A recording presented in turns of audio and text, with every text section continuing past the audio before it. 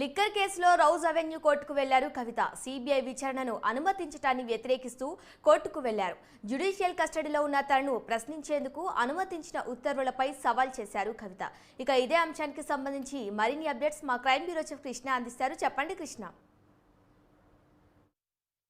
తిహార్ జైల్లో రిమాండ్ ఖైదీగా ఉన్న ఈ కవితను విచారించేందుకు సిబిఐ అధికారులు రౌజ్ అవెన్యూ కోర్టులో ఒక పిటిషన్ దాఖలు చేశారు.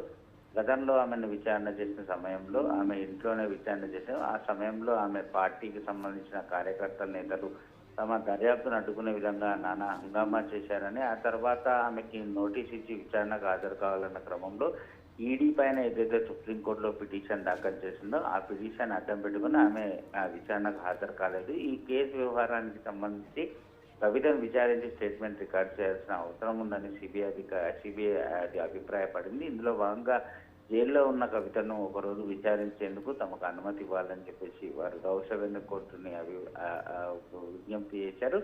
దీంతో కోర్టు స్పందించి ఒకరోజు విచారణకి అనుమతి ఇవ్వడం జరిగింది. అంతేకాకుండా కొన్ని సూచనలు కూడా చేసింది.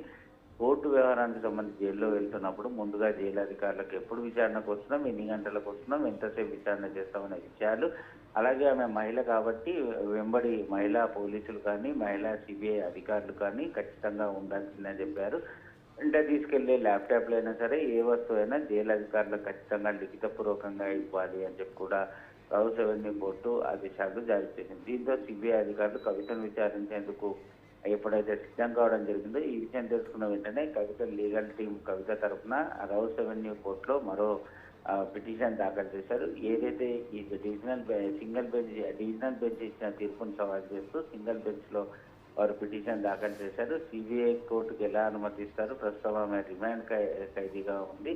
గతంలోనే సిబిఐ అధికారులు విచారణ చేపట్టారు. ఆ విచారణ వ్యవహారానికి సంబంధించి ఆమె పూర్తిగా సహకారం అందించింది కాబట్టి ఆమె స్టేట్మెంట్ అనేది సిబిఐ అధికారుల దగ్గర ఉంది. కావాలని ఆమెని మానసికంగా మరింత కుంగిపోయేలాగా ఆమెని సిబిఐ అధికారులు ఈడీ అధికారులు కావాలని ఈ తరహా ఆమెను వేధింపులకు గురి చేస్తున్నారంటూ ఏదైతే రౌజ్ అవెన్యూ డివిజన్ బెంచ్ ఇచ్చిన తీర్పును సవాల్ చేస్తూ ఆమె సింగిల్ బెంచ్ లో పిటిషన్ దాఖలు చేయడం జరిగింది. దీనిపైన ఒకవేళ పిటిషన్ స్వీకరిస్తే దీనిపైన మరోసారి వాదనలు ఉంటాయి. సిబిఐ అధికారులు మరోసారి కౌంటర్ కూడా దాఖలు చేసే అవకాశాలు ఉంటాయి. చెప్పండి కృష్ణ, సిబిఐ విచారణను అనుమతించడాన్ని వ్యతిరేకిస్తూ కోర్టుకు కవిత వెళ్ళినట్టుగా తెలుస్తోంది. దీనికి సంబంధించి కోర్టు ఎలాంటి తీర్పును వెలువరించే అవకాశం ఉంది?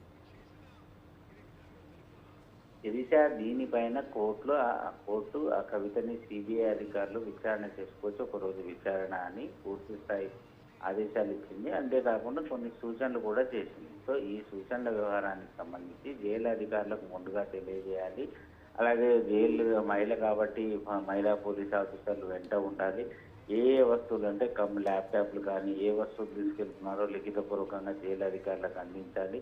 సో ఈ క్రమంలో ఏదైతే రౌజ్ అవెన్యూ డివిజనల్ బెంచ్ ఇచ్చిన తీర్పును సింగిల్ బెంచ్లో ఆమె సవాల్ చేయడం కూడా జరిగింది.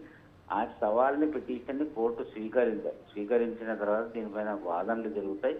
అవసరమైతే సిబిఐ అధికారులు మరోసారి కౌంటర్ దాఖలు చేయాల్సి ఉంటుంది. ఈ కౌంటర్ దాఖలు చేసిన తర్వాత ఒకవేళ కోర్టు ఏదైతే ఇటు సిబిఐ అధికారులకు అంటే సిబిఐ అధికారుల వాదనలు ఏకీభవిస్తుందా లేదంటే కవిత లీగల్ టీం చేసిన వాదనలు ఏకీభవిస్తుందా అనేది వేచి చూడాల్సిన అవసరం ఉంది. Okay Krishna, thank you.